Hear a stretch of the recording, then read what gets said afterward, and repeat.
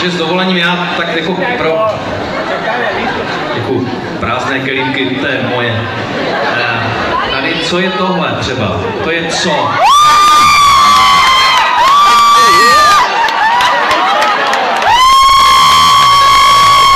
To je shodou okolností přesně moje velikost.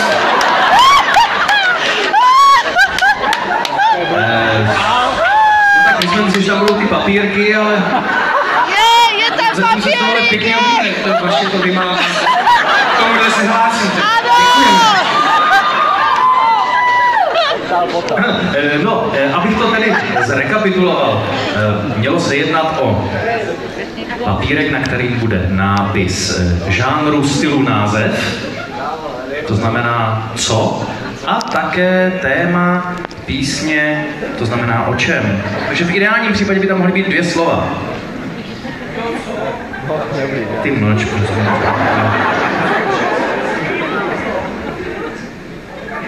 Je to téma Baby Boom v cílové skupině a stylem je jazz.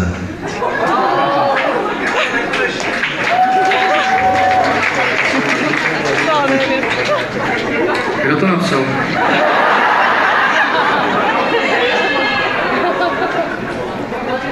Vyveďte. A vždycky, jak jsem vyvedený z míry, tak nechávám vyvádět lidi, nebojte se, po 5 minutách se můžete vrátit, jste dostali distanc. Ne, naopak, my se zaradujeme při hraní jazzu. Ano, Jiří si zkrátí popruh na kytaře. Nejsem příliš jazzový kytarista. Jazzoví kytaristé většinou kytaru mají povětšinou velmi vysoko, já to s dovolením tady si tak upravím.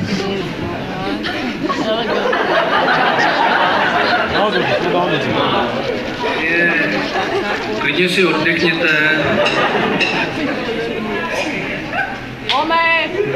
Já bych taky už dávno, ale...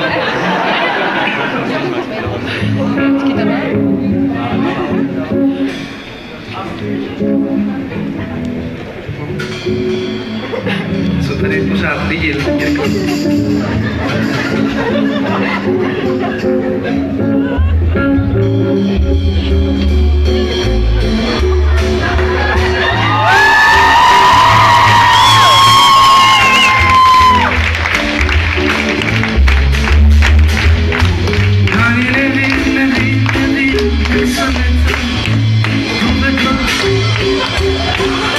Jirkovi to samé. Najednou jsme otcové. A to se stane.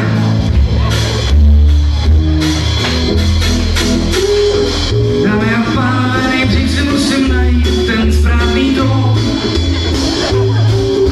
Zřejmě si sebou vezmu mikrofon, abych mohl zpívat jazz, oh yes, oh yes.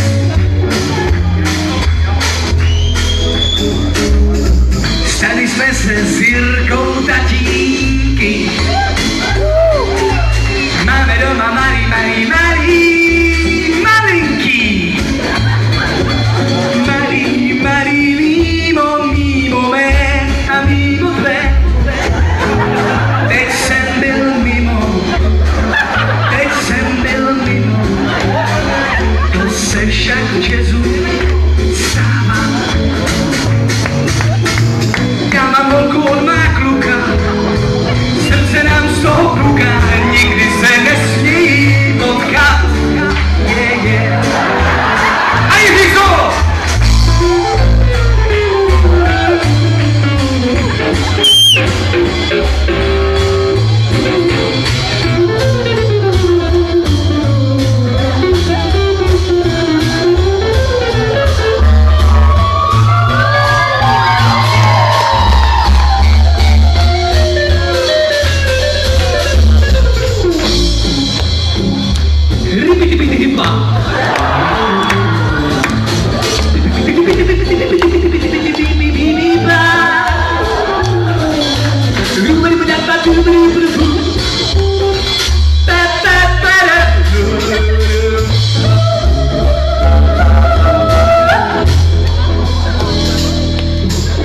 vás doporučuju si jedno mimo udělat.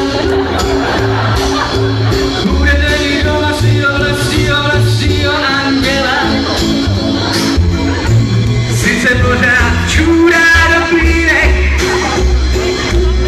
já to však zvládnu, jsem totiž super tatínek. Děti, aspoň jedno pro každého. Děti rovnou ze srdce svého.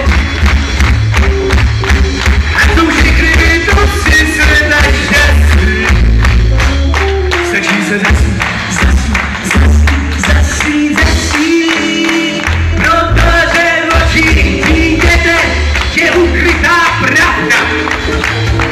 Díky nim, jak na světě je, se dozví každý.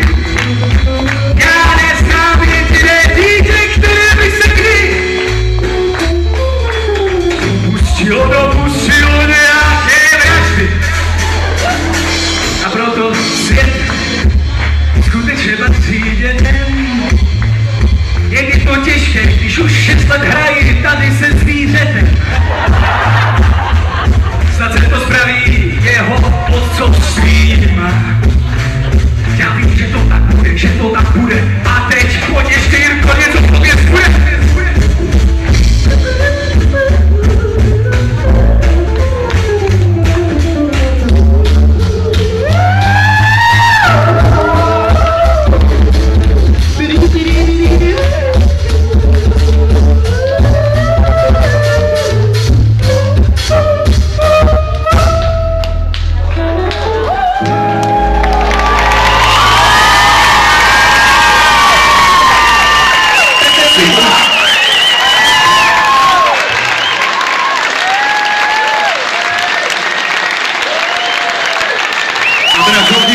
Naši toleranci a trpělivost s námi.